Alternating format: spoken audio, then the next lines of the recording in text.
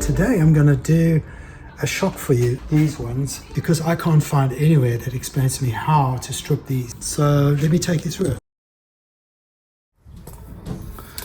Let's not cheat, let's take one of the worst ones.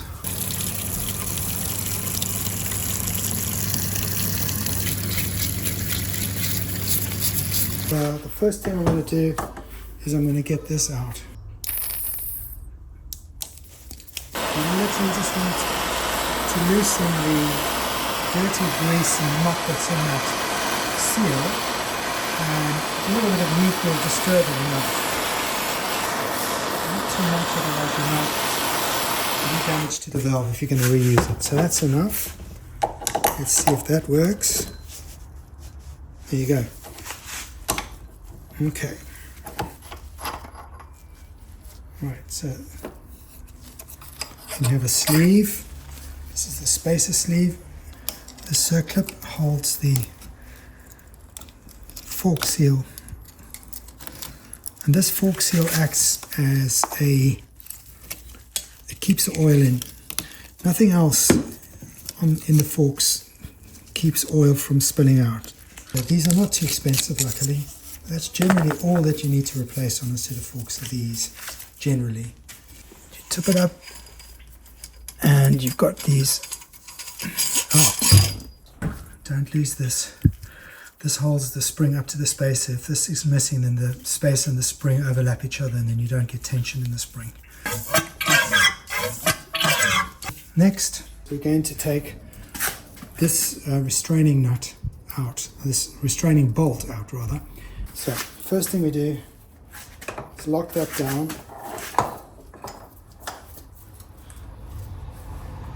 Okay. Now you take this tool and insert it. It's just been in there for so long. What you have to do, and I've found over doing many of these, is that firstly, just this on its own, all you want to do is try and get this to move. Okay, you want to try and loosen it. Some are easy, some are difficult. Oh, no, that one's easy. Right, so now I've got it to move. You can see we're ready to go. Now you'll see how easily this pops off. Out she comes. I've had much harder ones in the past, but this one, hopefully, yours will be as easy as this one. A little copper washer, you don't want to lose that. Put that on the bolt. Right, the next thing you're going to do is heat this.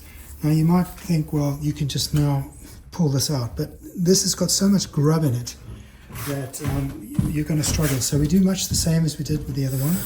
Just some gentle heat, just to loosen everything. And also put if you don't want to mess your floor, just put something down underneath this section here. You can see it's bubbling now. You really don't want to go too much. That's enough.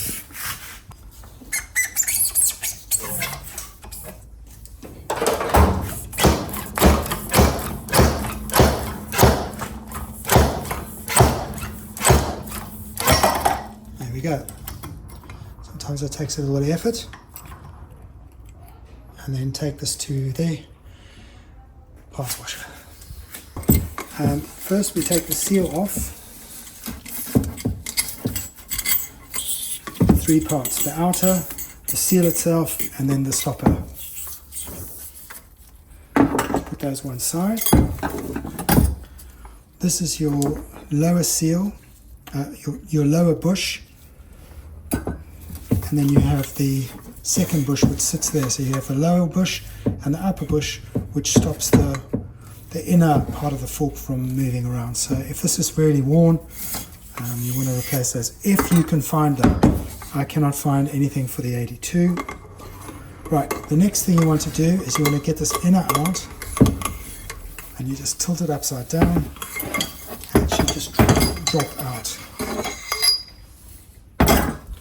And on there you have a spring. Take that off. On the end of this, which sits on the main shock body, is a sleeve, an aluminium sleeve which pops over that. I'll show you that in a minute. Don't lose that, don't forget it's in there. On the main shaft,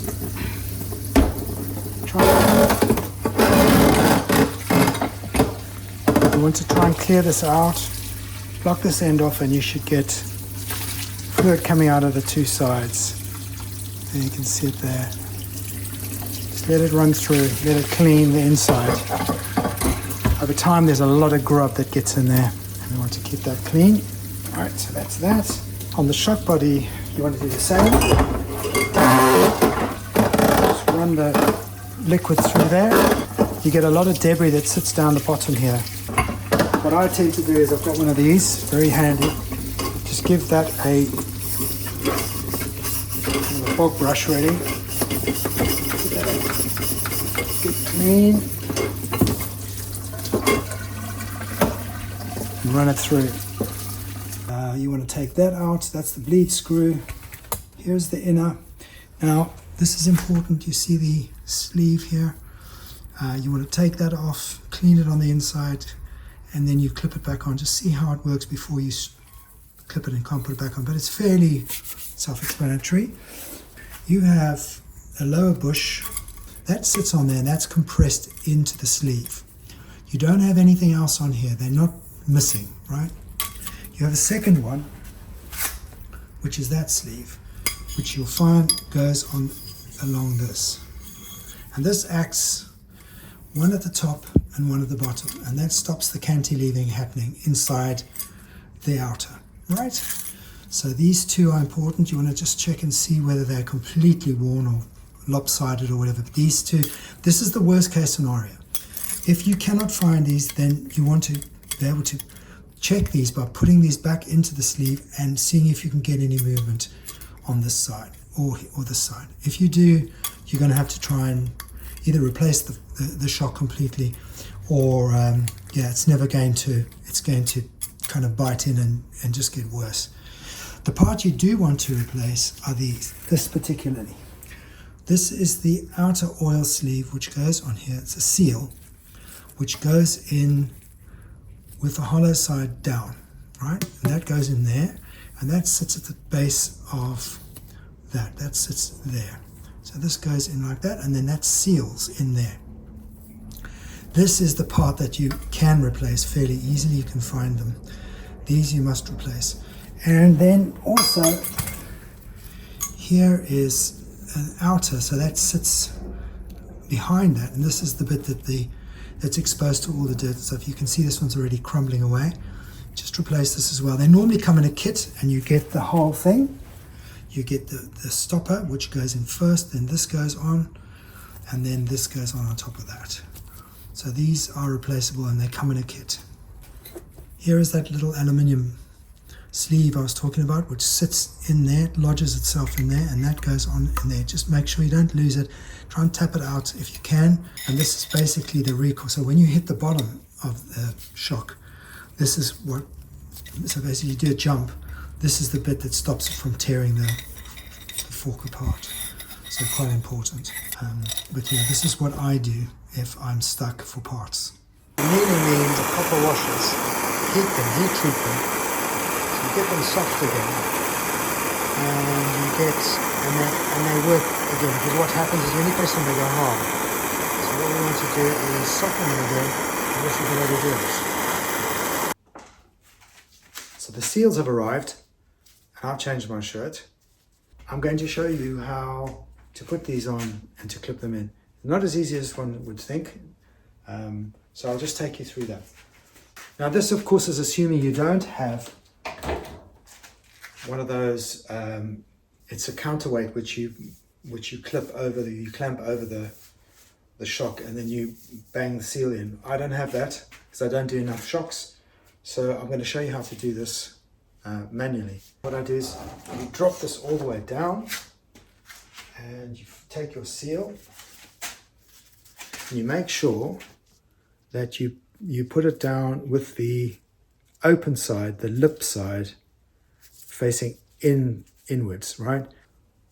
You put that on there, and you take the old seal cut it down the side like that, so you can expand it out and you can take it out again.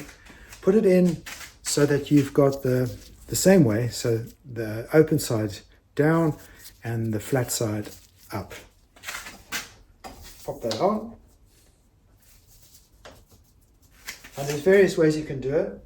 You can use a screwdriver, tap it gently, or a piece of wood or something. I've luckily got a little steel tube from a chair leg or something.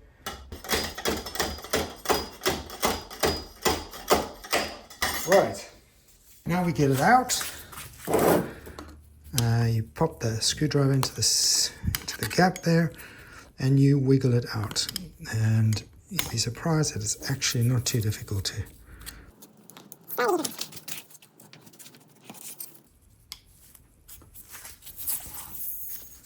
Hopefully, if I've tapped it up enough, I should be able to get, lift the cover over. You can see that the this recessed groove is ready to accept the clip. And there you are.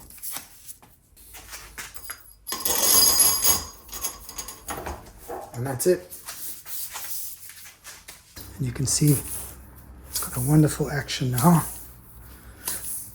The last part of this is what this valve is used for.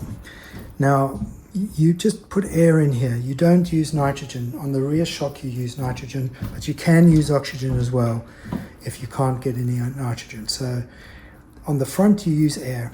And the reason you use air is it stiffens up the dampener, right? It stiffens the thing up so that depending on what sort of terrain you're riding on, you can adjust it. It's something like 2.5 bar of air you put in here if you need to. I run them without until I need to, and then I can pump them. You can always let air out. So that's what this is for. So there you have it. Remember, what I'm showing you is a situation where you cannot get the parts. You need to know which parts you can't compromise on and which parts you can live with. That'll still make the shock work fine. I mean, if you're doing serious competitive motorcycle racing on tracks, then fine, you know, replace the shocks completely if you need to. But if you're just going to enjoy the bike like I am, and the shocks need a seal at the top to stop the oil from leaking out, and the right amount of oil and the right amount of air if you're going to use air. And that's it. Today we're going to do a quick video on how a carburetor works. This is a general overview and will help most people get going anyway.